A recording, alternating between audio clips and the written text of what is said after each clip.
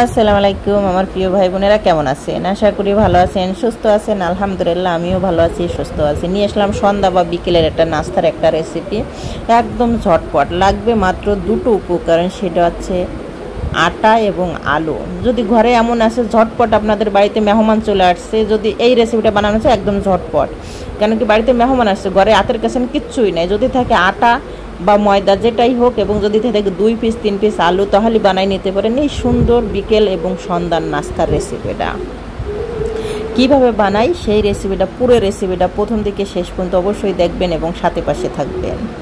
এখানে লাগবে আলু। আমি দেখুন আলুটা আমি একটু ভাজা ভাজা করে নেবো, এই জন্য আপনারা চাইলে আলু ভর্তাও করে নিতে পারেন, কিন্তু আমার কাছে বেস্ট টেস্ট এই হতেই মনে হয় যখন আলুটা একটু ভেজে নেই।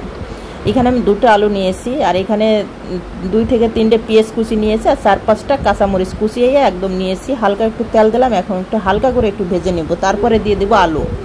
বেশিটা ভাজবো না, বেশিটা ভাজলে কী হবে, মানে পেঁয়াজটা পুড়ে যাবে।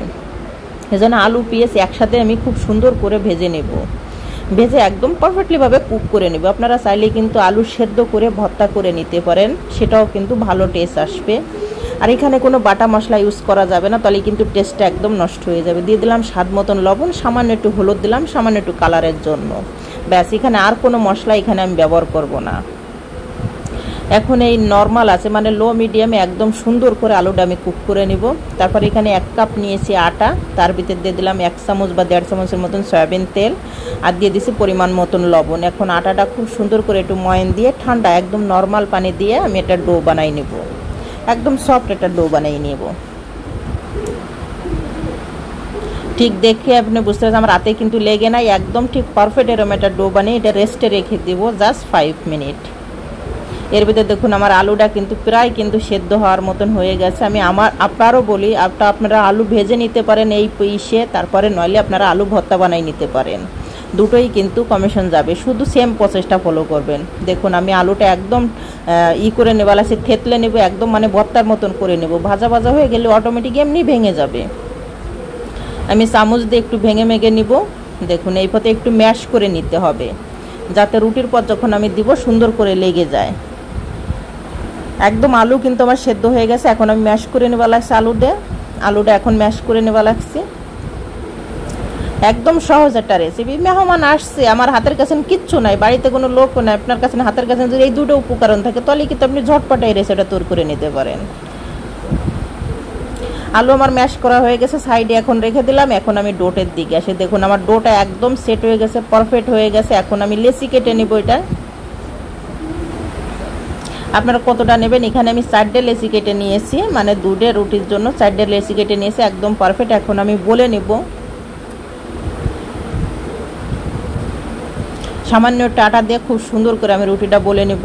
আপনারা চাইলে কিন্তু এই ডোটা কিন্তু সামান্য কুসুম গরম পানি দিয়েও করতে পারেন, কিন্তু আমার কাছে ঠান্ডা পানি দিয়ে বেশি ভালো হয়। ঠান্ডা পানি দিলে কী হবে, মুসমুসে হবে, যত আমি তেল দিছি একদম ক্রিস্পি হবে। রুটিটা অবশ্যই একটু পাতলা করে বলার জন্য চেষ্টা করেন, বেশি মোটা হয়ে গেলে কিন্তু ওটা ক্রিস্পি হবে না, একদম মানে জসে যাবে। এই জন্য একটু রুটিটা বেশি পাতলা করে বলার জন্য চেষ্টা করবেন, আবার জানি ফাটাফুটে না ধরে একটু পাতলা করে করবেন। দেখুন দেখে আপনাদের দেখাই দিলাম কেমন পাতলাটা আমি করছি। এখন যে আলুটা আমি ম্যাশ করে রেখেছিলাম, দেখুন আলু যদি আপনার পারফেক্ট কুক হয় এবং ম্যাশ যদি ভালো হয়, দেখুন একদম দেওয়ার সাথে কিন্তু একদম রুটির পর লেগে যাওয়া লাগছে, ঠিক এইরকম কিন্তু আপনার আলু ম্যাশ করতে হবে। এজন্য আলুটা যদি হালকা ফ্রাই করে নেন, ওটা কিন্তু বেশি ভালো হবে এই নাস্তার রেসিপিটা। দেখুন এটা আমার হয়ে গেছে, একদম বিছিয়ে দিয়েছি, কোনো জায়গায় কিন্তু ফাঁকা না। এখন উপর থেকে আমি আরেকটা রুটি দিয়ে দিব। আরেকটা রুটি দেওয়ার পর এখন সব কোনায় কোনায় আমি খুব সুন্দর করে সেট করে নেব। কিচ্ছু পানি টানি কিছু লাগবে, একটু হাত দিয়ে যদি আপনি একটু ট্যাপ ট্যাপ করেন, অটোমেটিক কিন্তু এটা সেট হয়ে যাবে। আর রুটিটা একটু বলে যদি ছোটো বড়ো থাকে, একটু টেনে টেনে সেট করে নেবেন। তারপর আমি উল্টে নিলাম, উল্টে নিয়ে খুব সুন্দর করে এখন দেখলাম যে কোনো জায়গায় ফাঁকা আছে কি না, একদম সেট হয়ে গেছে। আমি বেলন দিয়ে হালকা একটু আলতো হাতে আমি একটু করে নিলাম, যাতে রুটিটা খুব সুন্দর করে লেগে যায়। এখন দেখুন এটা কিন্তু পিঠে কাটার বলে থাকে, বা যে কোনো কাটা সবজি, এই এই কাটার দিয়ে আমি খুব সুন্দর করে লম্বা করে আমি কেটে নেওয়া লাগছি। আপনারা মোটাও করতে পারেন, একটু ছোটো টাইপেরও করতে পারেন, বা চিকুন করতে পারেন। আমি আমার পছন্দ মতন কেটে নেওয়া লাগছে, আপনারা আপনাদের পছন্দ মতন কেটে নিতে পারেন। এখন আমি দেখুন শেপ দেওয়া লাগছে একদম গোল করে, মানে একদম খালি র্যাপ করে নিতে হবে। র্যাপ করে নিলে কিন্তু আপনার এই নাস্তাটা একদম পারফেক্ট হয়ে যাবে। এখানে আর কিচ্ছু আপনার প্রয়োজন নাই। আমি এক এক করে সব এইগুলো নাস্তাগুলো আমি বানিয়ে নিব। দেখুন এটা আলুর রোলও বলতে পারেন আপনারা, সহজে একদম রোলের মতন। দেখুন এখন এই দিকটা আমি তেল গরম দিয়েছি, তেলটা আমার গরম হয়ে গেছে। এগুলোর মধ্যে কিন্তু চুলের আঁচ লো মিডিয়ামে আছে। এখন আমি এক এক করে ফ্রাই করে নেব। অবশ্যই চুলের আঁচটা লো মিডিয়ামে রাখবেন, নাহলে কিন্তু উপর থেকে পুড়ে যাবে আর ভিতরে কিন্তু কাঁচা থেকে যাবে। এই জন্য একটু সাবধানে এই কাজটা করবেন, যে ভিতর থেকে জানি একদম সেদ্ধ হয়ে ক্রিস্পি হয়ে ওঠে, উপরে জানি একদম ক্রিস্পি নিচটাটা থাকে। আর এটা যে এত টেস্ট হয়, শুধু দুটো উপকরণ দিয়ে বানালে যে এত টেস্ট হয়, অসাধারণ টেস্ট পাবেন আপনারা। এই জন্য বাসায় একবার হলেও ট্রাই করেন। এখন আসপা লাগছে এই যে বৃষ্টির মৌসুম, প্রায় তো বৃষ্টি লেগে যায়। আপনাদের যদি এই খাবার যদি কোনো কিছু মন চায়, বাইরে থেকে না কিনে এরকম স্বাস্থ্যসম্মত খাবারটা ঘরে বানিয়ে আপনারা খাইতে পারেন, একদম সহজ। আর বাচ্চাদের তো খুবই পছন্দের খাবার। আমি একদম মানে খুব সুন্দর একটা কালার আসা পর্যন্ত অপেক্ষা করব। অবশ্যই একটু ধৈর্যের সঙ্গে, যতটা মানে ভাজা ভালো হবে ততটা কিসমি আসবে এবং কালারটা খুব সুন্দর করে চেঞ্জ হয়ে যায়। আমার কিন্তু হয়ে গেছে ভাজা, দেখুন কত সুন্দর একটা কালার আছে। এখন আমি তুলে নেব, এক এক করে আমি ভেজে নেব। স্ন্যাকগুলো আমি এইভাবেই ভেজে নেব। এই রোলগুলা